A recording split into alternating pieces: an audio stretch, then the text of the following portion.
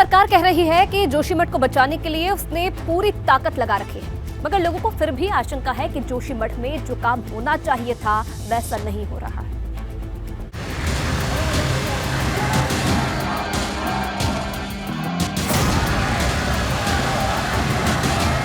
जोशीमठ को तबाही के मुहाने पर लाने वाला आखिरकार कौन है?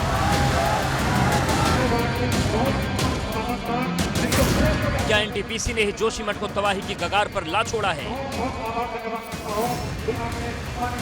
कुदरत की तबाही झेल रहे जोशीमठ के आपदा प्रभावित के गुस्से की आग फिर से भड़क उठी।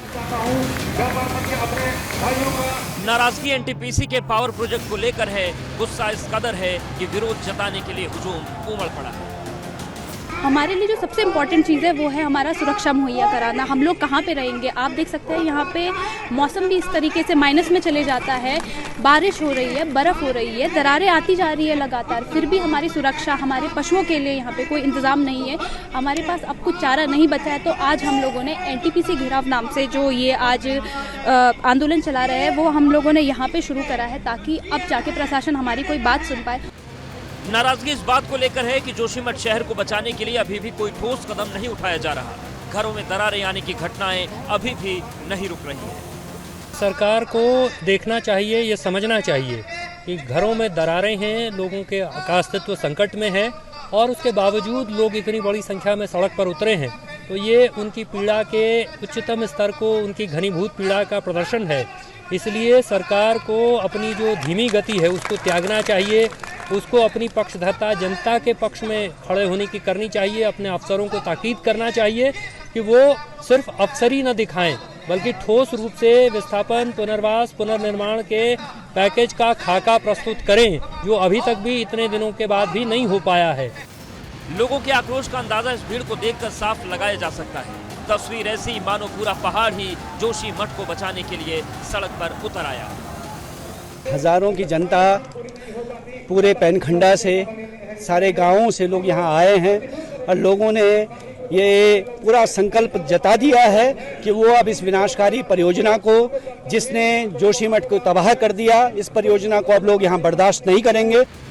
जमीन धंसने के बाद से अब तक 850 से ज्यादा परिवारों को शिफ्ट किया जा चुका है, मगर घरों में दरार आने का सिलसिला अभी रुका नहीं। आपदा प्रभावितों का अपने भविष्य की चिंता सता रही।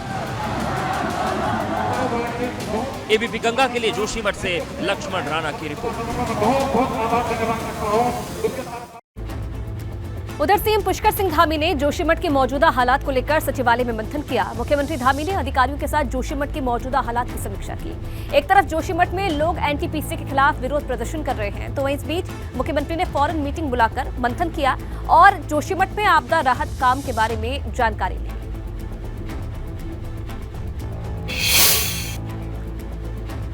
तो जोशीमठ में एनटीपीसी के विरोध को लेकर सियासत भी गर्मा गई है। कांग्रेस का आरोप है कि प्रदेश सरकार जोशीमठ के लिए आपदा प्रभावितों के लिए कोई कदम नहीं उठा रही। कांग्रेस का आरोप है कि एनटीपीसी के खिलाफ प्रदर्शन कर रहे लोगों को डराया जा रहा है। वहीं चमोली के प्रभारी मंत्री धन सिंह रावत का कहना है कि जोशीमठ को लेकर सरकार पूरी तरह से गंभीर है।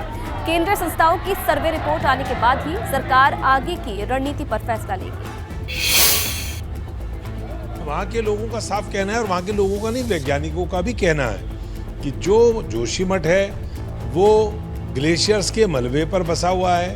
उसके अंदर जो निर्माण की गतिविधियां हैं उसके बारे में जो गाइडलाइंस हैं उनकी अनदेखी हुई है। वहाँ पर टनल्स खोदी गई हैं, वहाँ पर विस्फोट किए गए हैं, वहाँ पर वैज्ञानिक तरीके से जो काम होना चाहिए था वो नहीं हुआ है। लेकिन सरकार को इस बात से कोई सरोकार नहीं है। एनटीपीसी की बात मत करिए, वहाँ के जो दरारें पड़ी हुई हैं, जो पूरा भूधसा हो रहा है उसके बारे में बात मत करिए, और अगर बात करेंगे तो सरकार धमकी दे रही है। एनटीपीसी के खिलाफ लोगों का आक्रोश क्यों है?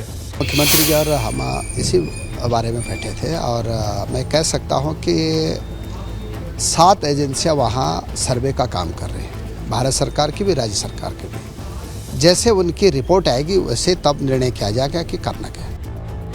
तो जोशीमठ के मौजूदा हालात को लेकर आपदा प्रबंधन सचिव रंजीत सिन्हा ने प्रेस कॉन्फ्रेंस करके जानकारी दी। रंजीत सिन्हा ने बताया कि अब तक कुल 863 घरों में दरारें आई है और दरारों की गहराई का अभी कोई आंकलन नहीं हो सका है, जबकि पानी का रिसाव भी कम हुआ है।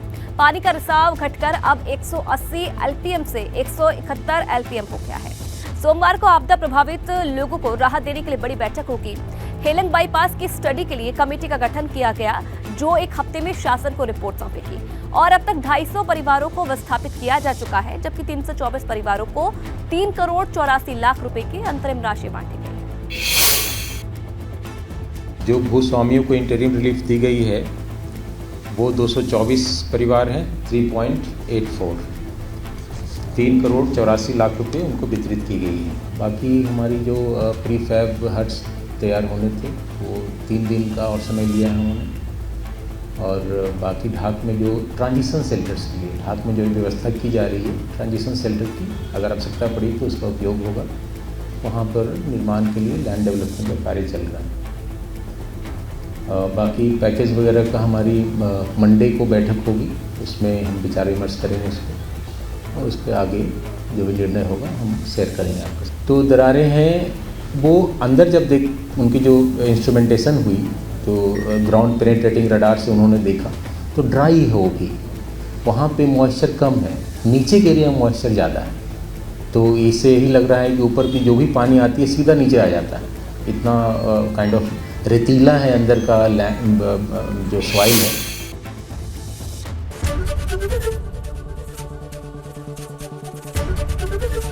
एबीपी गंगा, खबर आपकी, जुबान आपकी।